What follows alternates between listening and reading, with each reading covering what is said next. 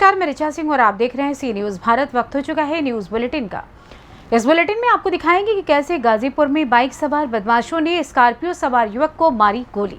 आगे बताएंगे कि कैसे हापुड़ में हुई घटना को लेकर एसआईटी टीम पहुंची सिंचाई विभाग। और आगे बात करेंगे झारखंड के पाकुड़ जिले की, जहां उच्च विद्यालय में भ्रमणशील विज्ञान प्रदर्शनी का हुआ आयोजन। और भी तमाम खबरों पर आइए करते हैं विस्तार से चर्चा। गाजीपुर सदर कोतवाली इलाके के जमानिया मोड़ के पेट्रोल पंप के पास उस वक्त अफरा तफरी मच गई जब बाइक सवार बदमाशों ने स्कॉर्पियो सवार युवक पर फायरिंग कर दिन दहाड़े गोलियां तड़तड़ाने लगे। गोलियों की तड़तड़ाहट के बीच स्कॉर्पियो सवार युवक ने एक गली में घुसकर जान बचाने के लिए भाग गया। इसी बीच बदमाश फायरिंग करते हुए भाग निकले। उसके बाद स्कॉर्पियो सवार भी उसी दिशा में भाग गया। वहीं फायरिंग की सूचना मिलते ही खुद एसपी ओमवीर सिंह भारी फोर्स के साथ घटनास्थल पर पहुंचे, जहां पर बदमाशों की फायरिंग की वजह से एक बुलेट खड़े ट्रक के शीशे को छेदती हुई निकल गई, जो ट्रक के शीशे में हुए होल से अंदाजा भी लगाया जा सकता है। इस दौरान एसपी ओमवीर सिंह ने फायरिंग की पुष्टि करते हुए कहा कि घटना की सूचना मिलते ही मौके पर पहुंची पुलिस के द्वारा छानबीन की जा रही है। अभी तक फायरिंग की वजह का पता नहीं चल सका है, जबकि बाइक सवार हमलावर और स्कॉर्पियो सवार दोनों घटनास्थल से भाग गए हैं। पुलिस और सर्विलांस की टीम घटनास्थल के आसपास लगे सीसीटीवी कैमरों का निरीक्षण कर रही है और घटना के कारणों का पता लगाने में जुटी हुई है। नरौजा इलाके में गोली चलने का मामला है सर, प्रथम दृष्टया क्या लग रहा है सर? अभी कोतवाली पुलिस को सूचना मिली थी करीब आधा घंटे पहले कि जमनिया तिराहे के आगे जो पेट्रोल पंप है उसके सामने कुछ मोटरसाइकिल वालों ने किसी स्कॉर्पियो पे फायरिंग की है। जब तक पुलिस यहाँ पहुँची, प्रत्यक्षदर्शियों ने बताया है कि वो दोनों ही एक ही डायरेक्शन में चले गए हैं। आगे जाके हालांकि दो रास्ते जाते हैं, एक जमनिया की तरफ और एक जंगीपुर की तरफ। सभी सीसीटीवी को खंगाला जा रहा है अभी तक, क्योंकि जिस पे तथाकथित रूप से चली है वो और जिन्होंने चलाई है कोई भी यहाँ नहीं है। और प्रत्यक्षदर्शी अभी कुछ बताने की स्थिति में नहीं है। सब ये कह रहे हैं कि बस फायर होते हुए देखा, बाकी किसी ने कोई नंबर या कोई डिटेल घटना में जो मोटरसाइकिल थी और स्कॉर्पियो थी नहीं ली है। पुलिस की टीमें लगी हुई हैं, हमारी स्वाट सर्विलेंस टीम भी लगी हुई है। आसपास के क्षेत्र के जितने भी कैमरे हैं सबका देखा जा रहा है और शीघ्र ही इसका जो भी घटना जिस तरह भी होगी इसका पर्दाफाश किया जाएगा। सर, फायरिंग के सबूत भी मिले हैं सर? हाँ, नहीं, फायरिंग चलने का तो लोगों ने बताया चले हैं। यहाँ पे एक ट्रक खड़ा है, इस पर भी एक इसकी विंड स्क्रीन पे भी एक गोली लगी हुई है। तो फायरिंग तो लोग बता रहे हैं, लेकिन बाकी कोई और डिटेल नहीं दे पा रहे हैं। कि हो सकता है थोड़ी देर बाद जब चीज़ें शांत होंगी, पूछताछ की जाएगी, कुछ ना कुछ ज़रूर निकलेगा, क्योंकि भीड़ भाड़ वाला इलाका है और काफ़ी मात्रा में हमारे कैमरे भी लगे हुए हैं आगे पीछे, उनकी भी वो किया जा रहा है। अन्य थानों को अलर्ट कर देगा? सभी थानों, पूरे जनपद में चेकिंग चल रही है, जो हुलिया बताया गया उसके आधार पर। गाजीपुर से सी न्यूज़ संवाददाता इकरामुल हक की रिपोर्ट। उत्तर प्रदेश के जनपद हापुड़ में बीते 29 अगस्त को वकीलों पर हुए लाठीचार्ज के मामले में शासन द्वारा बनाई गई एसआईटी की 3 सदस्यीय टीम हापुड़ के सिंचाई विभाग में दोनों पक्षों को सुनने के लिए पहुंची, जिसमें वकीलों का एक डेलीगेशन एसआईटी से वार्ता करने के लिए पहुंचा और उन्होंने एसआईटी से मांग की है कि इस मामले में एसआईटी की टीम में एक न्यायिक अधिकारी को भी शामिल किया जाए। वहीं इस मामले में एसआईटी जांच कमेटी के अध्यक्ष जे शैलवा कुमारी ने कहा कि इस मामले में वीडियो एविडेंस जुटाए जा रहे हैं, अन्य लोगों के भी बयान दर्ज किए जा रहे हैं। समय अनुसार जांच पूरी करके शासन को रिपोर्ट भेजी जाएगी। एसआईटी के साथ आपकी वार्ता हुई है, क्या डिस्कशन में क्या बयान दर्ज हुआ, क्या आपका? हमारी जो एसआईटी कमेटी की पूरी आई थी, उसने हमें आमंत्रित किया था इसमें, और ये जांच करने आई थी 29/8/2023 को हुई घटना की बाबत, जो हमारे निहत्थे अधिवक्तागण के ऊपर पुलिस द्वारा अनावश्यक रूप से बगैर किसी वार्निंग के, बगैर किसी चेतावनी के धरना प्रदर्शन समाप्ति के 7 मिनट बाद अकारण ही जो लाठीचार्ज किया गया है और अमानवीय रूप से उनको प्रताड़ित और मारपीट की गई है, उसकी जांच करने के लिए आई थी। लेकिन हमारी जो उच्च संस्था है जिससे हम गवर्नड होते हैं, bar council of Uttar Pradesh और संघर्ष समिति, उन्हों का निर्देश ये है और उन्होंने प्रतिवेदन इस कमेटी को एनलार्ज करने का, यानी इसमें और न्यायिक अधिकारी और बार काउंसिल के मेंबर शामिल करने का अनुरोध मुख्यमंत्री जी से किया है। और उनकी गाइडलाइन जो हमारे पास आई है, तो जब तक ये कमेटी एनलार्ज ना हो जाए तब तक हम अपनी एविडेंस पूरी उनको देने में असमर्थ हैं। और 3 तारीख में हमारी बार काउंसिल की फिर दोबारा मीटिंग होगी, उसमें जो हमारे लिए दिशा निर्देश होंगे उसी आधार पर हम जो जांच कमेटी है उसको अपनी पूर्ण एविडेंस देंगे। कमेटी ने हमें पूर्ण आश्वासन दिया है कि कोई भी हम अन्याय आपके साथ नहीं होने देंगे, लेकिन वो हमारी इस बात से सहमत हैं कि इसमें कमेटी एनलार्जमेंट होने के बाद आप अपनी पूरी एविडेंस दे दें और जो आपके घायल अधिवक्ता हैं मारपीट में जिनको बहुत ज़्यादा चोटें आई हैं उनके भी बयान दर्ज करवा दें। लेकिन हमने अपनी असमर्थता जताई है, जब तक बार काउंसिल के अगले दिशा निर्देश हमारे लिए जारी ना हो, वो उनके बाद ही हम अपने एविडेंस उन्हें देंगे। और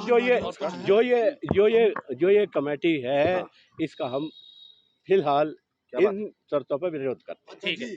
क्या वार्ता हुई है, क्या आज हम लोगों का इंक्वायरी स्टार्ट हुआ है। पहले तो बार के जो भी पदाधिकारी हैं, कई लोग आए हुए थे, उनकी तरफ से थोड़ा समय मांगा गया है ताकि उनको सेंट्रल स्तर पे कुछ निर्देश मिलना है, उसके बाद में बयान रिकॉर्ड उनको अपील किया गया है। क्योंकि जो भी जिनको चोट लगा है या जो भी वो उनको पक्ष में बताना चाहते हैं, उनका अगर हम लोग एविडेंस ले पाएंगे, उनकी तरफ से जो भी बयान ले पाएंगे, तो हम लोगों को जल्दी हम लोग इंक्वायरी कंप्लीट करने में ईजी होगा। अदर देन दैट हम लोग वीडियो एविडेंसेस जितने भी हैं थ्रू मीडिया ऑल्सो, CCTVs जो भी लगे हैं वो सब हम लोग कलेक्ट कर लिए हैं, उसका भी हम लोग करें।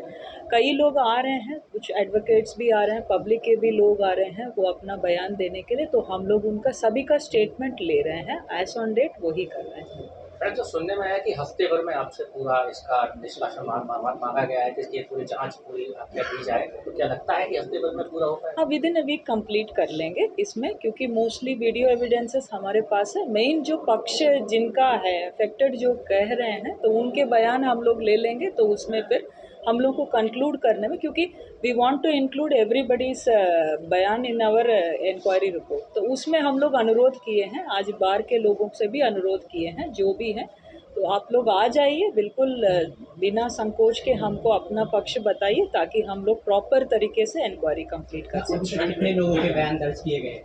अभी चलेगा लास्ट में कंप्लीट होने के बाद I can be able to tell, क्योंकि अब बहुत प्रीमेच्योर होगा कि बताने के लिए, बट वी हैव स्टार्टेड। पहले दिन SIT की कितने घंटे या कितने समय जाते हैं पहले?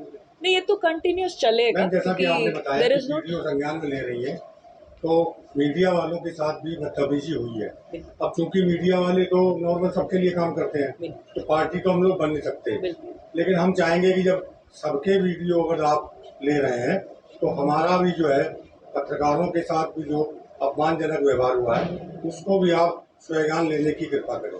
हम लोग कॉमन अपील सबको किए हैं, जो भी उस समय में उपस्थित थे, जो पब्लिक हो सकते हैं, मीडिया के कर्मचारी हो सकते हैं, कोई भी अन्य व्यक्ति हो सकते हैं, एडवोकेट्स हो सकते हैं, जिनको भी अपने साइड में जो भी पक्ष प्रस्तुत करना है, बिल्कुल हम सभी को आमंत्रण कर रहे हैं कि आप लोग आ जाए, हम लोग के साथ बैठ के अपना बयान जरूर रिकॉर्ड करें, कोई इसमें संकोच करने की कोई बात नहीं।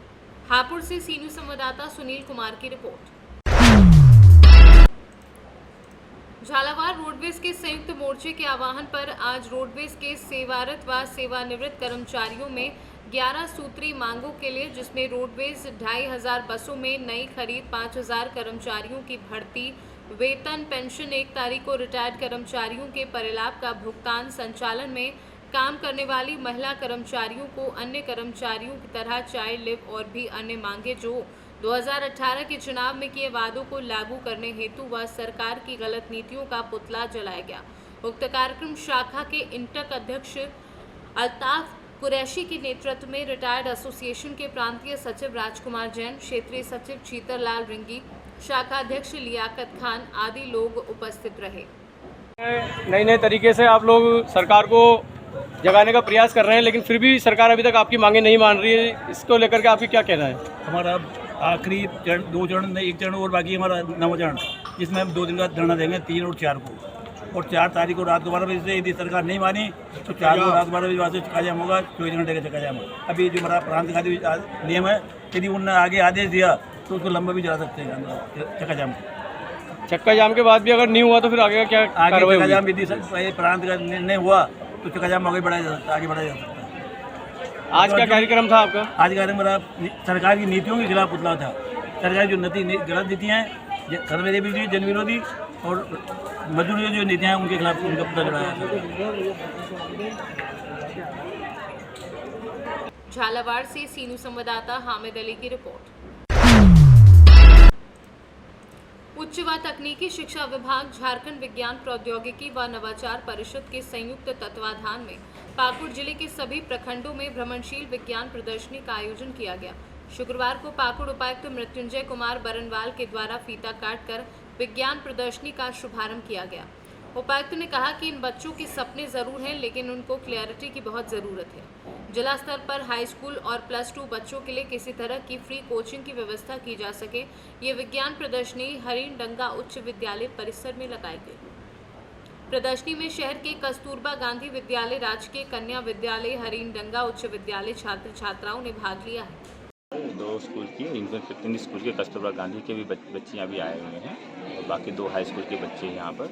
उनसे एक इंटरेक्शन हुआ, एक साइंस एक्सहिबिशन की तो एक बस आई हुई है जिसमें है सो उनको साइंस के रिलेटेड जो एक्टिविटीज़ वगैरह है वो उनको सिखाया जाएगा। लेकिन इसके साथ साथ अभी मैं इनके साथ जो इंटरेक्शन किया, जो 9-10 के बच्चे हैं उनको उनसे इंटरेक्शन करने के बाद ये पता चला कि उनके मन में सपने भी जरूर हैं, काफ़ी हैं, लेकिन उनको क्लैरिटी की भी ज़्यादा ज़रूरत है। मुझे लगता है कि इन्हें काउंसलिंग की बहुत ज़्यादा ज़रूरत है कि काउंसलिंग से ये पता चले कि आगे कौन कौन से स्ट्रीम्स होते हैं जिसमें वो आगे कर सकते हैं, और उस स्ट्रीम को अगर यदि वो टेकअप करते हैं तो उसके लिए क्या क्या तैयारी करनी चाहिए, कहाँ से करनी चाहिए। एक तो ये हो गया। दूसरी बात मैं ये कहना चाहूँगा कि जैसे कि यहाँ साइंस की जो तैयारी होती है, जैसे कि इंजीनियरिंग मेडिकल के लिए जो कोचिंग वगैरह होती है, जो मेरी जानकारी मेरी शायद आकांक्षा 40 ज़्यादा नहीं, तो मैं प्लान करूँगा कि जिला स्तर पर एक तो काउंसलिंग सेशन के लिए हाई स्कूल में +2 के बच्चों के लिए, और दूसरा हमसे प्रयास करूँगा कि बहुत जल्दी यहाँ पर किसी तरह कोचिंग की व्यवस्था की जा सके। जो मेरिटोरियस बच्चे हों वो कंपटीशन के थ्रू आएँ और उनको है सो फ्री ऑफ कॉस्ट है सो कोचिंग व्यवस्था की जा सके। धन्यवाद। विद्यालय में जाकर अभी उद्देश्य है। अच्छा, झारखंड में अभी जो है क्वेश्चन बहुत बढ़ गया है, लगभग 9%। तो ऐसा झारखंड में क्यों हो रहा है, इंडिया में क्यों टॉप ये जानकर कि हम लोग रास्ते तो सबको आ नहीं सकता है, तो हम लोग इंडिया में जानने की कोशिश कर रहे हैं कि यहाँ पर मेल न्यूट्रिशन कुछ ज़्यादा बढ़ रहा है। खाने में कुछ तो कमी होगा ना, यहाँ पर तो क्या क्या खाना हम लोग को लेना है, कैसे लेना है, हम लोग का हैबिट कैसा होना चाहिए, हम लोग को एकदम इस लेवल पर दिखा है कि बच्चों से बड़ों तक ये मैसेज पहुँचे, पूरा झारखंड अभी जो पीछे हो गया है उसे वो आ सके। लोग मेन क्या नाम लिखते हैं? मैं बहुत करता है। अच्छा, ये मैं एक जानना चाहेंगे कहाँ भ्रमण किया है और आगे कहाँ का जाना? एक टल प्रोजेक्ट जो है सरकार का प्रोजेक्ट है, हम काउंसिल फॉर साइंस म्यूजियम से है कोलैबोरेशन प्रोजेक्ट कर रहे हैं। ऑल ओवर झारखंड में ये प्रोग्राम होगा। This is our 3rd month चल रहा है। पहले हम लोग साहिबगंज में किए, उसके बाद गोड्डा, अभी पाक डिस्ट्रिक्ट में चल रहा है। उसके बाद पूरा झारखंड में हम लोग कवर करेंगे। ये मतलब 2 साल का टोटल प्रोजेक्ट है हम लोग का। तो महिला हम लोग एक मतलब प्रखंड में दे रहे हैं, एक जिला में दे रहे हैं, तो अभी जब तक कंप्लीट नहीं हो रहा तो ये चलता रहेगा प्रोग्राम। धन्यवाद। झारखंड से सीनियर संवाददाता पंकज भगत की रिपोर्ट। आज बकानी में तालाब के अंदर बसों पुरानी करबला पर सार्वजनिक जमीन पर सोनू पठान के द्वारा अवैध रूप से करबला जमीन के ऊपर कब्जा करके पक्की बाउंड्री वॉल कर लिया, जिसके लिए करबला कमेटी द्वारा तहसीलदार, थाना अधिकारी, ग्राम पंचायत सरपंच को करबला कमेटी के द्वारा ज्ञापन दिया गया और तुरंत प्रभाव से हटवाने की करबला कमेटी के द्वारा अतिक्रमण तुरंत हटवाने की मांग की गई। और इसी क्रम में कमेटी के कार्यकर्ता के साथ इकबाल मंसूरी रास्ते में रोककर करबला के सामने मारपीट की गई। इसलिए समस्त ग्रामवासी करबला कमेटी में रोष व्याप्त है, तुरंत प्रभाव से कार्यवाही चाहते हैं। करबला भूमि से कमेटी सदस्यों द्वारा शीघ्र ही अवैध अतिक्रमण हटाने की स्थानीय प्रशासन से मांग की गई है। ज्ञापन के उपरांत प्रशासनिक कार्यवाही के अंतर्गत तहसीलदार की उपस्थिति में करबला भूमि से अवैध अतिक्रमण हटवाया गया। बकानी से सीनू संवाददाता रमेश चंद्र शर्मा की रिपोर्ट। बिहार के औरंगाबाद के नगर भवन में कारवाने इत्तेहाद व भाईचारा अपनी तारीख को बचाए नीतीश कुमार के साथ आए। ये कार्यक्रम आज किया गया। कार्यक्रम में काफी संख्या में लोग मौजूद रहे। कार्यक्रम का संचालन मुमताज अहमद, जुगनू जिलाध्यक्ष अल्पसंख्यकों औरंगाबाद, निखार अशोक कुमार सिंह, पूर्व विधायक रफीगंज, राजीव रंजन सिंह, राजा बाबू, अमिताभ सिंह, रिंगटोन, मुजफ्फर कादरी, इलियास खान आदि लोग उपस्थित रहे। वहीं मुख्य अतिथि के तौर पर सुमित कुमार सिंह, मोहम्मद जमा खान साहब, मंत्री अल्पसंख्यक कल्याण बिहार सरकार मौजूद रहे। इस कार्यक्रम के द्वारा नेताओं ने खास तौर से जदयू कार्यकर्ता और मुसलमानों से अपील की है कि सभी लोग भाजपा के बहकावे में न आएं और नीतीश कुमार को आने वाले चुनाव में साथ दें, तभी संविधान बचेगा और देश बचेगा। माननीय मुख्यमंत्री श्री नीतीश कुमार जी का वो बहुत साफ है। देखिए, आने वाला 24 में हो या इसी 23 के नवंबर दिसंबर में लोकसभा का चुनाव हो जाए तो एक साजिश चल रही है। अब केंद्र सरकार के पास कोई मुद्दा बचा नहीं, कोई जुमला भी नहीं बचा है कि अब देश के लोगों को, बिहार के लोगों को बताया जाए, ठगा जाए। क्या कि हम लोग 10-9 साल से केंद्र सरकार के माध्यम से जो कार्यक्रम चलता है तो हम लोग ठगा हुआ पूरा देश के लोग महसूस कर रहा है। और हमारे नेता आदरणीय नीतीश कुमार जिस तरह से विपक्षी एकता बनाने का काम किया है उससे भाजपा सरकार घबरा गई है। और जब जब मीटिंग विपक्षी एकता का होती है तब तक कुछ न कुछ गुफा छोड़ दिया जाता है। अब कल मुंबई में कल और आज मीटिंग थी तो कल आपने देखा होगा कि विशेष संसद सत्र बुला लिया गया। 18 से 22 सितंबर तक एक नया सा गुफा, ध्यान को भटकाने के लिए। डर विपक्षियों में नहीं है, डर हम लोगों में नहीं है, डर जो सत्ता में बैठे हैं उनमें है। औरंगाबाद से सीनू संवाददाता रमाकांत सिंह की रिपोर्ट। हमीरपुर के थाना सुमेरपुर के इंघौटा चौकी इंचार्ज शिवम पांडे जिले की पुलिस अधीक्षक दीक्षा शर्मा की छवि खराब करने में जुटे। पीड़ित का बिना शिकायती पत्र मिले जबरन गांव से सरेआम बेइज्जत कर पीड़ित को उठाकर ले गए चौकी इंचार्ज शिवम पांडे। पीड़ित पक्ष से 5000 रिश्वत लेने के बाद पीड़ित को छोड़ा। चौकी इंचार्ज शिवम पांडे लगातार पीड़ित पक्ष को फर्जी मुकदमे में फंसाने की दे रहा था धमकी। 6 घंटे चौकी में रखा बंद। दरोगा शिवम पांडे गांजा स्मैक में भेजने की देता रहा धमकी। पीड़ित राजेश अवस्थी ने प्रार्थना पत्र देकर पुलिस अधीक्षक दीक्षा शर्मा से लगाई न्याय की गुहार। क्या नाम है सर? राजेश अवस्थी नाम है। क्या मामला है? मैं सर ग्राम बिजोखर का रहने वाला हूँ और जो है मैं घर के दरवाजे पर 29 तारीख को बैठा था। मेरे यहाँ 2 पुलिसकर्मी पहुँचे और मुझे जबरदस्ती पकड़कर जो है चौकी ले जाने के लिए कहा। मैंने पूछा सर जो है कि मेरा जुर्म क्या है, मुझे किस वजह से आप लेकर चल रहे हैं। उन्होंने कहा कि जो है आपने जो कुछ भी किया है वही चौकी जाकर ही बताएंगे। मुझे दरवाजे पर 2-3 झापड़ मारे। इसके बाद जो है गाली रास्ते में मुझे मारते हुए जो है चौकी ले गए। मैंने वहाँ चौकी पहुँचकर शिवम पांडे जी जो चौकी इंचार्ज है, मैंने उनसे पूछा सर मेरा जुर्म क्या है, किस लिए मुझे पकड़ कर लाए हैं। उन्होंने बताया कि आप जो है जुआ खिलवाते हो, पुलिस के नाम पर पैसा लेते हो, सट्टेबाजी करते हो, इसलिए आपको पकड़ कर लाया गया। मैंने पूछा कि सर जो है मेरी एप्लीकेशन किसने दी है, किसके द्वारा जो है दिए गई है। तो मेरी कोई एप्लीकेशन नहीं है और ना ही मेरा कोई वीडियो है। मैंने उससे पूछा कि साहब जो है तो एक छोटी सी रिकॉर्डिंग सुनाई जिसमें मेरी कोई आवाज़ नहीं है। उसके बाद जो है शिवम पांडे जी ने कहा कि मैं आपको जो है आपको गांजा की धारा में भेज दूंगा, आपको स्मैक लगा दूंगा। और जो है इस तरीके से मुझे भड़काते रहे। थाने चौकी के अंदर मारा भी और जो है कहा कि मैं जो है तो मैं 6 महीने के अंदर जेल भेज दूंगा। मैंने सर फिर उन्होंने जो है 50,000 की डिमांड रखी।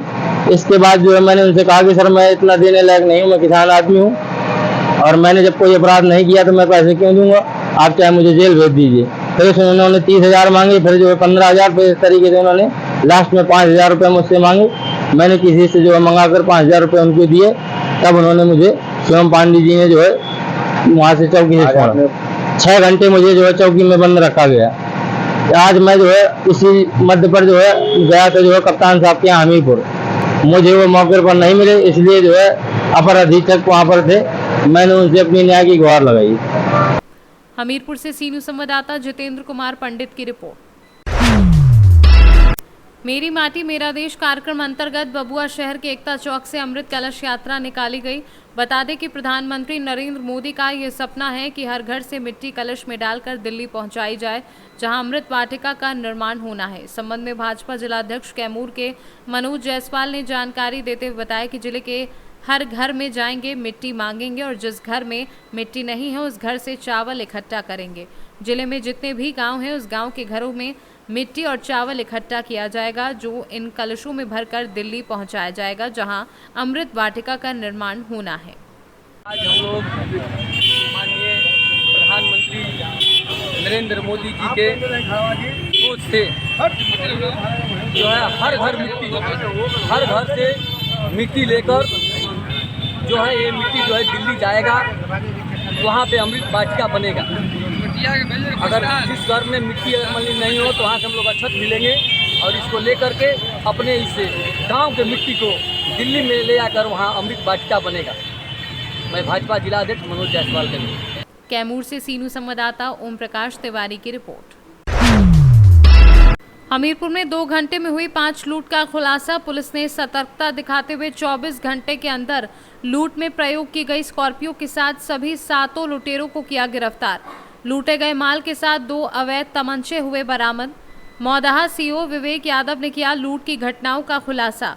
बीती रात मौदाहा कोतवाली इलाके में हुई थी लूट की घटनाएं। सर 30 तारीख की रात जो लूट की घटनाएं हुई, इस सब में क्या पुलिस का रहस्य कार्य हो, क्या गिरफ्तारी की सूचना मिली, क्या है मामला? थाना मौदा के अंतर्गत 30 अगस्त की रात्रि को हाईवे तथा सिंधनौड़ा क्रॉसिंग के पास लूट की घटनाएं की सूचना प्राप्त हुई, जिसको त्वरित संज्ञान लेते हुए थाना मौदा पुलिस द्वारा तत्परतापूर्वक कार्रवाई करते हुए इसमें कार्रवाई की गई है। इसमें नियमानुसार अभियोग पंजीकृत कर टीमें बनाकर इसकी खुलासे के लिए शीघ्र खुलासे के लिए पुलिस अधीक्षक महोदय द्वारा निर्देशित किया गया था। उनके निर्देशन में थाना मौदा पुलिस द्वारा जो भी लूट की सामग्री थी और जो भी लुटेरे थे उनको गिरफ्तार किया गया है। लूट की घटना में प्रयुक्त स्कॉर्पियो और स्प्लेंडर मोटरसाइकिल को भी बरामद किया गया है और जो भी लूटी गई सामग्री थी उसको 100% बरामद किया गया है। कितने लोग थे सर? इसमें टोटल 7 अभियुक्तों द्वारा इन घटनाओं को अंजाम दिया गया है। सबकी गिरफ्तारी कर ली गई है। कुछ और भी लोग थे सर जो अभी गिरफ्तार नहीं हुए हों? नहीं, जितने भी अभियुक्त इसमें शामिल थे सभी को गिरफ्तार किया गया। सामान क्या क्या बरामद? इसमें आधार कार्ड थे, किसी के डॉक्यूमेंट्स थे, कुछ रुपए थे। इस तरीके के जो चीज़ें थी वो 100% बरामद कर ली गई हैं। लोगों के साथ मारपीट की गई है सर? क्या मारपीट की गई है कुछ लोगों के साथ? उसके संबंध में अभियोग पंजीकृत है। हमीरपुर से सीनू संवाददाता जितेंद्र कुमार पंडित की रिपोर्ट। फिलहाल न्यूज़ बुलेटिन में बस इतना ही। देश दुनिया की तमाम खबरों की जानकारी के लिए आप देखते रहें सी न्यूज़ भारत। हर खबर आपके साथ, आपके हाथ।